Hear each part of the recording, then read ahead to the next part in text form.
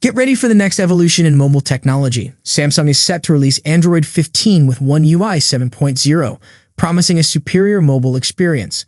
The Galaxy S24 series will be the first to receive the update, both in beta and stable versions.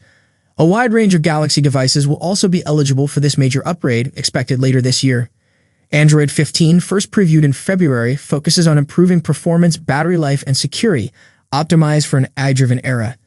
Users can expect faster app loading, enhanced privacy, and core system improvements.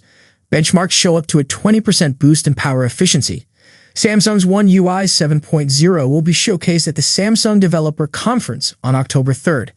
It promises new features like AI-powered task management and deeper integration with Samsung's ecosystem.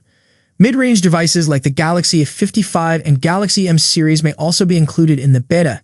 As we approach October, an internal test build for the Galaxy S24 has been spotted, signaling that the beta is imminent. Stay tuned for this exciting new chapter in mobile innovation.